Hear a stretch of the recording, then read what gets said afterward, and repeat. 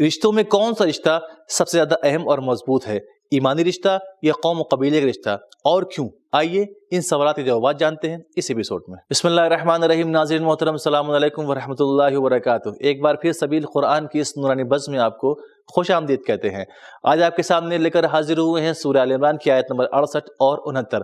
آئیے اپنے اس ایپیسوڈ کو شروع کرتے ہیں سورہ آل عمران کی آیت نمبر 68 کی تلاوت اور اس کے ترجمے سے۔ کتاب انزلناه الیک مبارک لیدبروا آیاته ولیتذکر اولو الالباب۔ بسم اللہ الرحمن الرحیم۔ ان اولى الناس بابراہیم للذین اتبعوه وهذا النبی والذین آمنوا واللہ ولی المؤمنین۔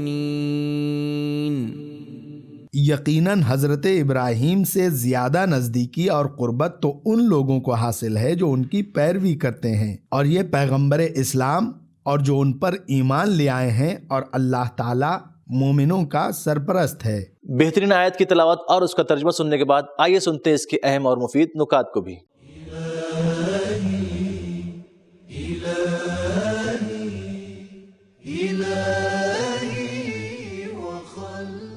اس آیت سے معلوم ہوتا ہے کہ ایمانی نسبت قوم و قبیلے کی نسبت سے زیادہ اہم اور مضبوط ہے، اور جو لوگ آپس میں ہم فکر، ہم مقصد اور ہم عقیدہ ہوتے ہیں وہ ان لوگوں کی نسبت ایک دوسرے سے زیادہ نزدیک ہوتے ہیں جو بظاہر ایک قوم اور ایک قبیلے کے ہوتے ہیں، لیکن فکری اور اعتقادی لحاظ سے ایک دوسرے سے کوسوں دور ہوتے ہیں۔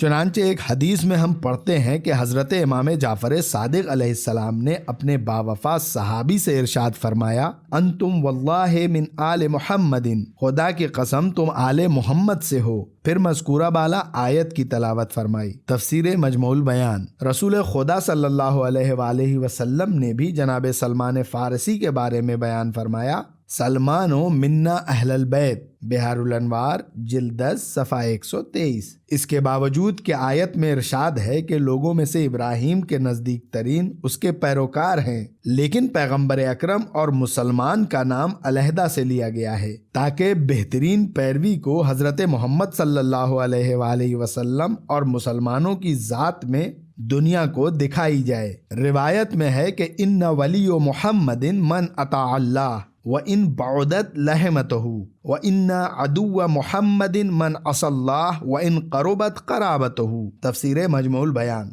حضرت محمد صلی اللہ علیہ وآلہ وسلم کا دوست اور طرفدار وہ ہے جو اللہ کی اطاعت کرے، خواہ ان سے نسبت کے لحاظ سے دور ہو، اور پیغمبر کا دشمن وہ ہے جو خدا کی نافرمانی کرے، خواہ پیغمبر سے نسبت اور قربت رکھتا ہو۔ امام جعفر صادق علیہ السلام نے فرمایا، اس آیت میں الذین آمنوا سے مراد ائمہ اور ان کے پیروکار ہیں۔ کافی جلد 1 صفحہ 416۔ اہم اور مفید نکات کو جان لینے کے بعد آئیے جانتے ہیں اس کے اہم اور مفید پیغامات کو بھی۔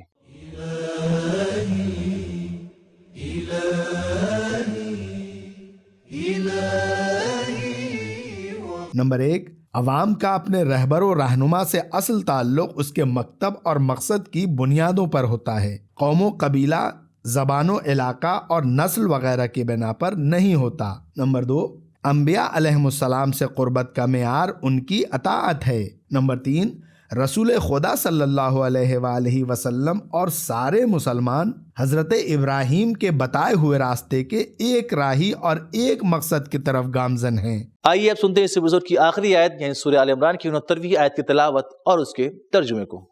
وَدَّتْ طَائِفَةٌ مِّنْ أَهْلِ الْكِتَابِ لَوْ يُضِلُّونَكُمْ وَمَا يُضِلُّونَ إِلَّا أَنفُسَهُمْ وَمَا يَشْعُرُونَ۔ اہل کتاب یعنی یہود و نصارہ کا ایک گروہ چاہتا ہے کہ تم مسلمانوں کو گمراہ کر دے، لیکن وہ اپنے علاوہ کسی اور کو گمراہ نہیں کرتے، لیکن اس بات کو سمجھتے نہیں۔ بندگان خدا کے لیے اس آیت میں بھی ایک نقطہ موجود ہے، آئیے جانتے ہیں اس نقطے کو بھی۔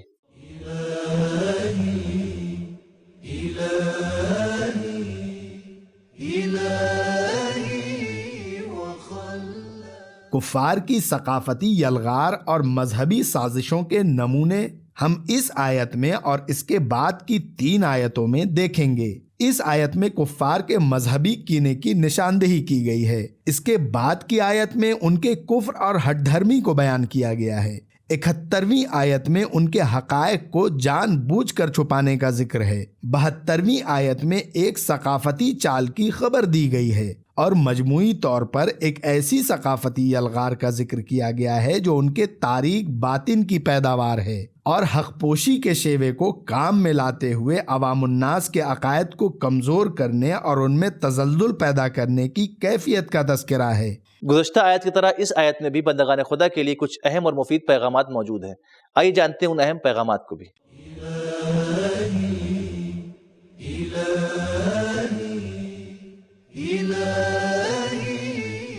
نمبر 1، خداوند دین کے دشمن کے منصوبوں کو ظاہر کر کے انہیں رسوا کرتا ہے۔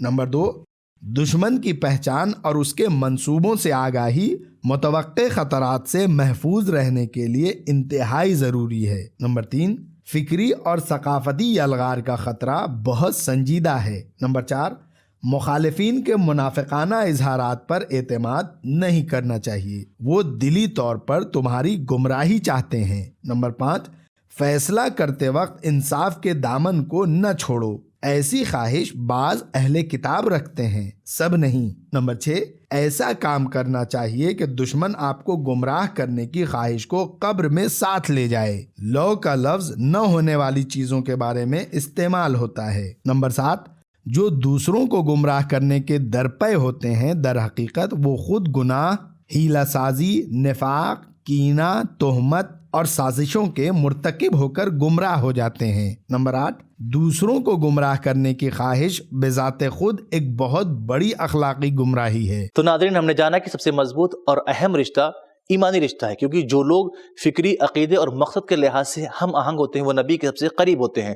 روایت میں ہے کہ جو نبی کا طرفدار اور اللہ کا مطیع ہوگا وہ نبی کے سب سے قریب ہوگا، چاہے خونی رشتے کے لحاظ سے دور ہی کیوں نہ ہو، کیونکہ نبی نے فرمایا سلمان منا اہل بیت، اور ابو جہل نبی کی رشتہ دار ہونے کے باوجود بھی نبی سے بہت دور تھا۔ آج کا ہمارا ایپیسوڈ یہی ختم ہوتا ہے، ملتے ہیں اگلے ایپیسوڈ میں، تب تک کے لیے خدا حافظ۔ سبیل قرآن، قرآنی سماج کی پہچان۔